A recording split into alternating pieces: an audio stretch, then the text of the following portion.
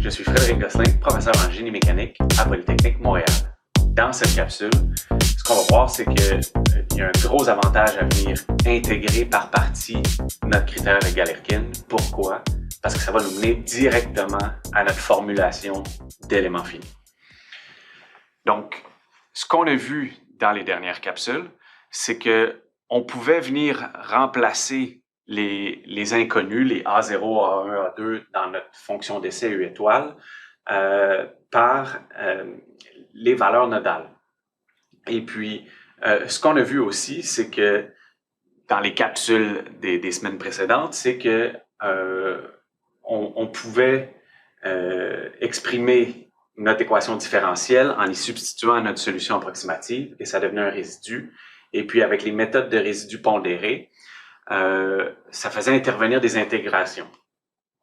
Donc, notamment, la méthode de Galerkin, qui, vous vous en souviendrez, c'était le résidu de notre équation différentielle à multiplier par notre fonction d'essai, intégré sur le domaine.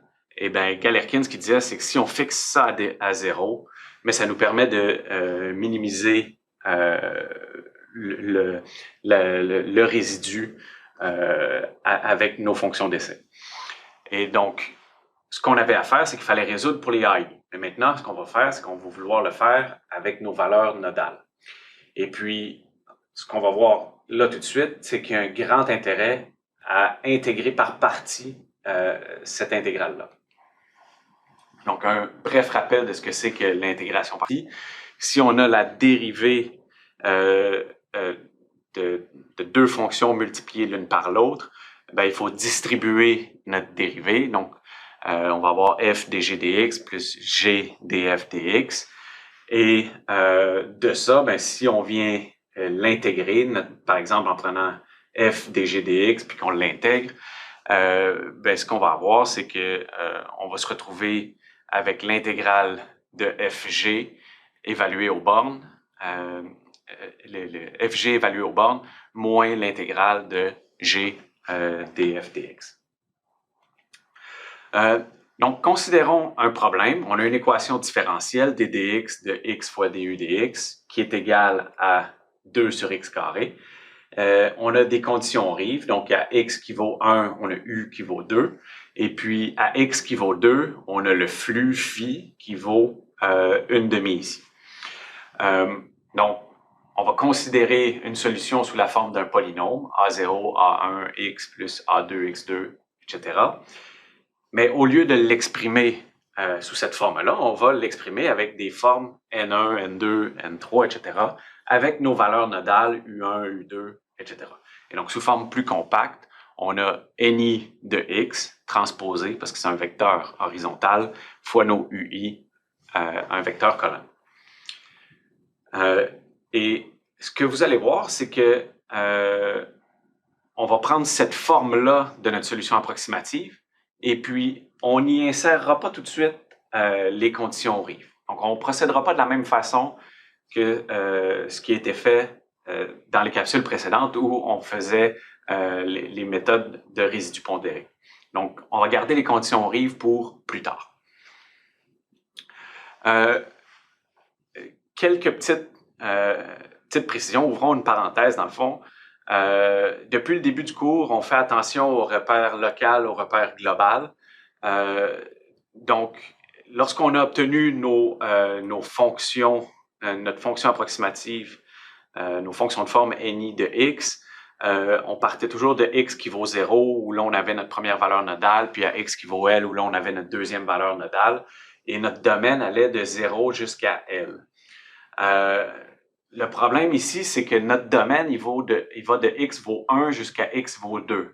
Alors que la façon dont on a obtenu nos fonctions de forme, ben, on considérait de x vaut 0 jusqu'à x vaut L.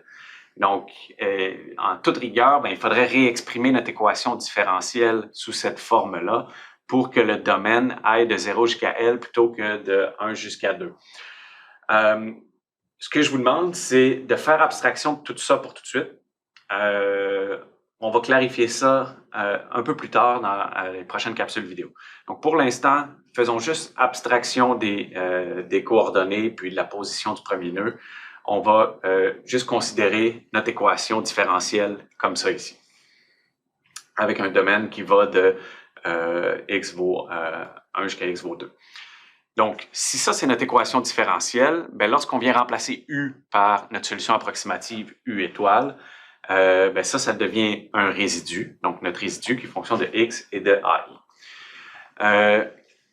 Maintenant, ce qu'on va venir dire, c'est que notre u étoile de x, on va l'approximer avec nos fonctions ni de x fois les valeurs nodales. Et donc, la dérivée de u étoile, du dx, ça va être la dérivée de nos fonctions ni. Les valeurs nodales, elles se dérivent pas. Donc, de façon à être un peu plus compacte, on va utiliser la notation suivante. C'est-à-dire que pour écrire dni dx, on va écrire ni virgule x. Donc, ça fait moins d'écriture, c'est plus compact.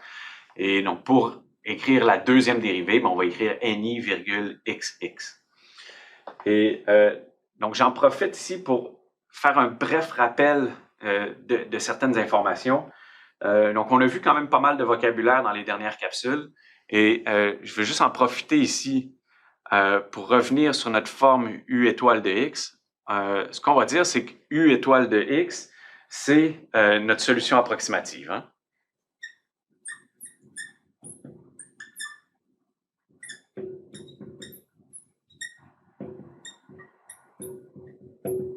Donc, u étoile de x, c'est notre solution approximative.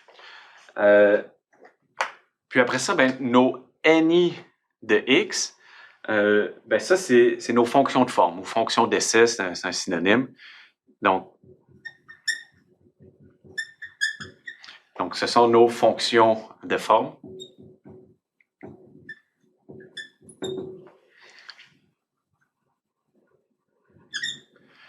Et puis, les UI, c'est quoi? Ben, ce sont les valeurs nodales. Hein?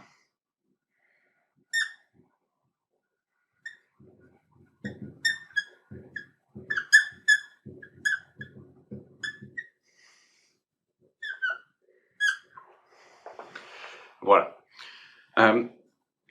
Ou les déplacements au nœud. Donc, les déplacements au nœud, ça ne se dérive pas. Il n'y a que les fonctions de forme qui se dérivent.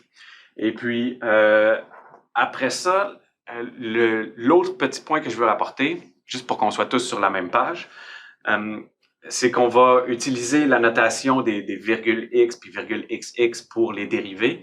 Et puis, je veux juste remettre l'emphase un peu sur ce que ça veut dire ici. On prend un raccourci depuis le début, mais on ne l'a pas tout à fait mis au clair. C'est-à-dire que notre u étoile de x, dans le fond, c'est une sommation de nos fonctions ni de x fois nos ui. Hein? Et puis, on somme sur nos i. Donc, u étoile de x, c'est n1 fois u1 plus n2 fois u2 plus n3 fois u3, etc. Hein, jusqu'à le nombre de termes qu'on prend. Ce qu'on va faire, c'est qu'on va, dans le fond, ce qu'on fait déjà depuis quelques capsules, c'est qu'on utilise ce qu'on appelle la convention de Einstein. Donc, on a beaucoup, lorsqu'on va avoir des indices répétés, ben, on va tout simplement laisser tomber le symbole de sommation. Et donc, depuis le début, on écrit u étoile de x qui est égal à ni x ui. Mais ici, comme l'indice est répété, ni fois ui, ben, ça implique qu'on a une sommation sur les i. Donc, ici, ben, comme on l'a fait depuis quelques capsules, puis comme on va le faire par la suite, on va laisser tomber notre signe de sommation qui est implicite à chaque fois qu'on a des indices répétés.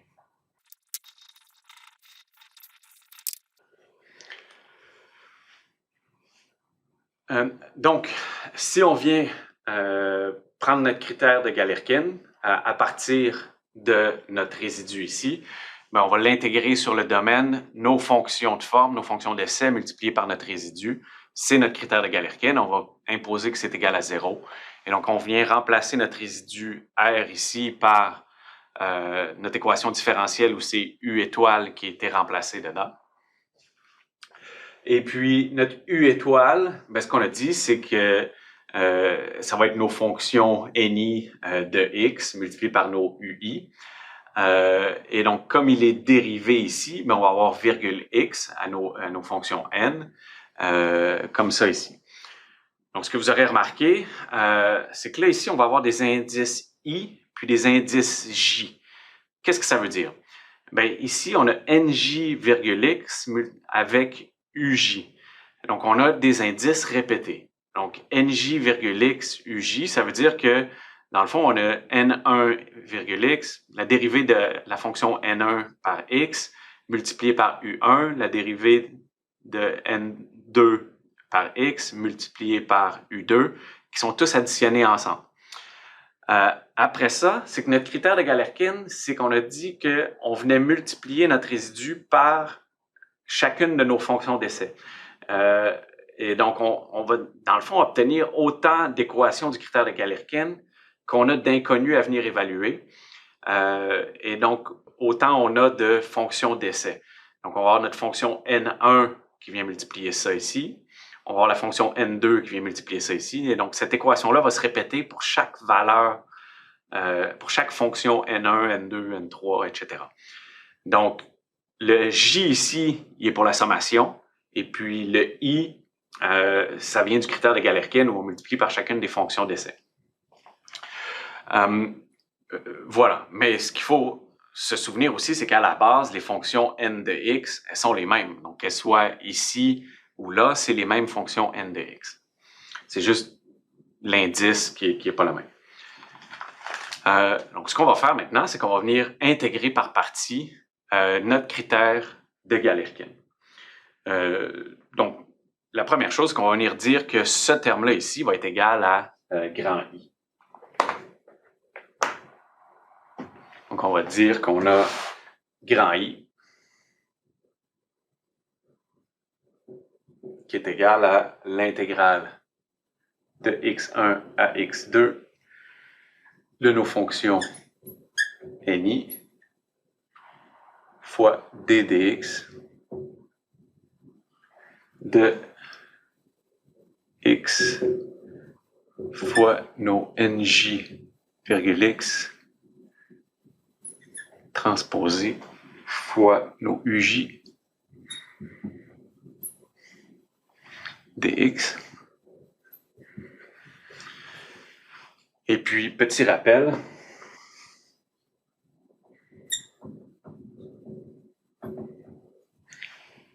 on a que l'intégrale de u dv, ça va être uv moins l'intégrale de v du. Et donc, dans le fond ici, il apparaît quasiment directement notre u dv. Donc, on va avoir ni qui va être notre u, puis dv qui va être ddx de tout ça. Donc, ça va être assez facile à faire. Donc, on va avoir i qui va être égal à uv, ça veut dire si u c'est nos ni, puis v dans le fond, ça serait ce qu'il y a dans la parenthèse carrée, dv, mais c'est qu'on a ddx fois ça. Donc, on va avoir la parenthèse carrée, nj virgule x, transposé fois nos uj. Puis on a une autre grosse parenthèse carrée. Et donc, c'est uv évalué à x1, x2.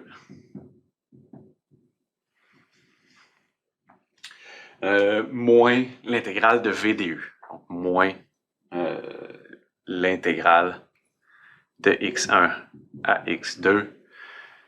Donc, de v du. Donc, ça veut dire ça ici fois la dérivée de ça. Donc, on va avoir notre ni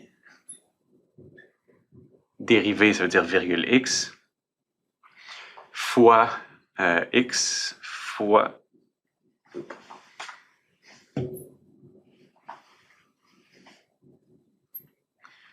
fois NJ virgule X transposé fois les UJ dx.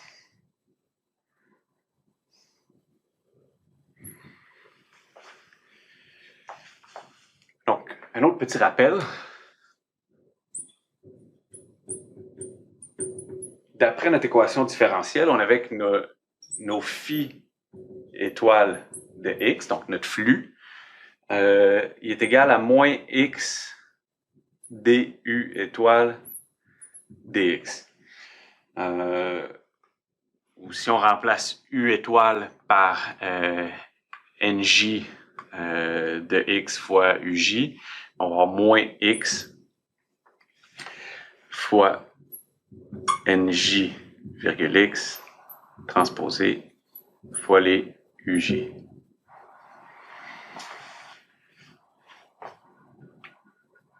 Voilà. Donc, en fait, moins x nj virgule x uj, dans le fond, c'est ça ici. Ce qui est dans notre parenthèse carrée ici, c'est notre flux. Donc, on va avoir grand I qui va être égal à nos NI. Donc, moins nos NI fois notre flux, phi étoile de X. Donc, tout ça ici, c'est moins le flux, donc c'est pour ça qu'on a le moins. Évalué à X1, X2, moins. Et ici, en fait, ben, le X, on peut le mettre en avant ici. Donc, on va avoir l'intégrale de X1 à X2 de X. Puis, on va avoir NI virgule X fois NJ virgule X transposé. Et donc, ce qu'on va faire, en fait, on va les combiner ensemble. On va avoir NI virgule X, NJ virgule X. Et puis, notre UJ ici, ben lui, il ne dépend pas de X, donc je peux le sortir de l'intégrale. Donc, genre DX fois UJ. Donc ici, qu'est-ce que j'ai fait? C'est que j'ai ici un vecteur colonne qui est multiplié par un vecteur rangé horizontal. Et donc, dans le fond, j'ai combiné ces deux vecteurs-là en une matrice. Puis c'est quoi cette matrice-là? Ben, c'est ce qu'on appelle un tenseur dyadique dans le jargon. Vous n'êtes pas obligé de vous en souvenir. Mais donc, qu'est-ce que ça veut dire un tenseur dyadique? C'est que c'est tout simplement la combinaison de chacun des termes de cette multiplication-là. C'est-à-dire N1 fois N1, ça va être un terme, N1 fois N2, un autre terme, N2 fois N1, ça va être l'autre terme, N2 fois N2, ça va être l'autre terme. Et donc, on va l'expliciter tout à l'heure ensemble. Mais donc, tout ce que j'ai fait, c'est que j'ai combiné ces deux vecteurs-là ensemble dans une matrice. Et donc, je me retrouve ici avec mon intégrale grand I, où je vais avoir encore ça ici, NI fois phi étoile de X, évalué à X1, X2. Et puis, mais dans le fond, l'intégrale de X1 à X2 de X fois mon tenseur dyadique fois dx, ben tout ça, en fait, ça va être une matrice que je vais appeler la matrice K. Ça va être notre matrice de rigidité.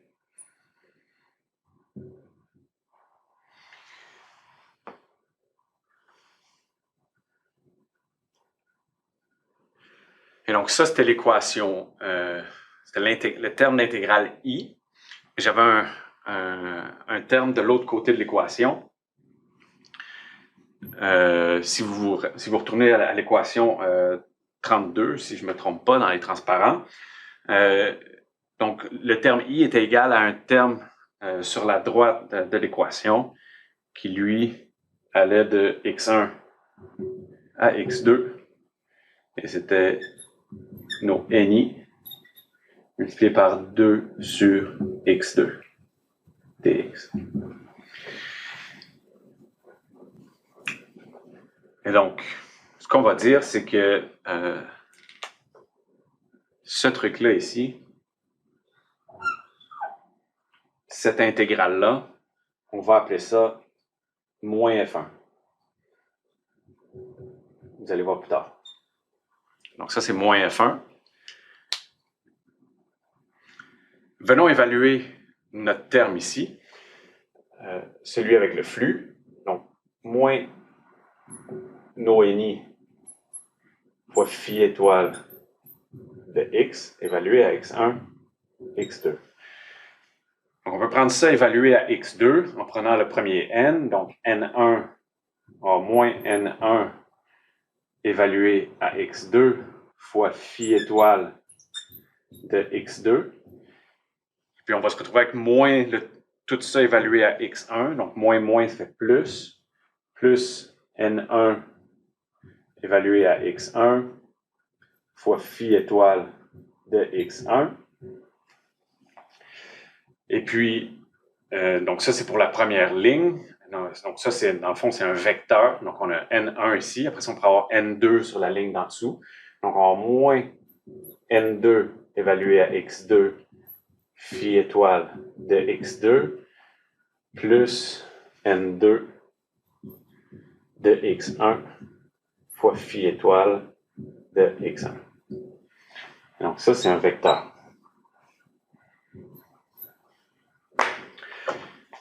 Et puis, dans le fond, si vous vous souvenez, on a notre delta de Kronecker, hein, nos fonctions d'essai n, elles valent 1 à leur nœud, puis 0 aux autres nœuds. Donc, n1 évalué à x2, ça va être nul. Alors que n2 évalué à x1, ça aussi, ça va être nul.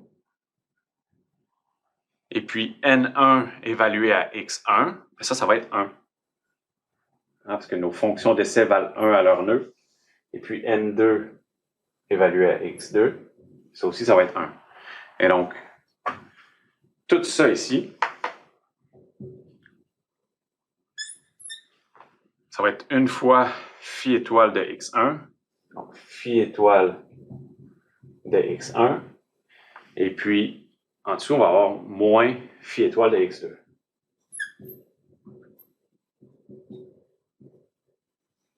Et puis ça, c'est quoi? On va appeler ça F2.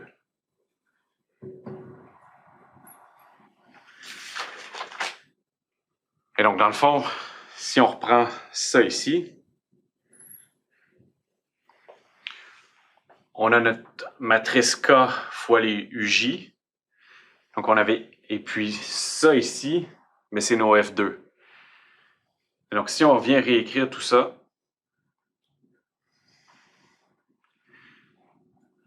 on va se retrouver, dans le fond, avec notre matrice K fois nos UJ. Ça va être égal à F1 plus F2. Donc, c'est l'équation de notre formulation par élément fini. Dans le fond, en venant tout simplement intégrer par partie notre critère de Galerkin, on fait directement apparaître la matrice de rigidité qui multiplie nos valeurs nodales. Et puis, on a deux sortes de forces qui vont apparaître. Une première sorte de force F1 qui, elle, vient de la forme de l'équation différentielle. Hein. Dans l'équation différentielle, il y a un terme en 2 sur x2. Et donc ça va donner lieu à un terme de force F1. Et puis un deuxième type de force qui, elles, viennent des flux ou des conditions au rive qui vont apparaître explicitement dans notre formulation sur le terme d'un F2.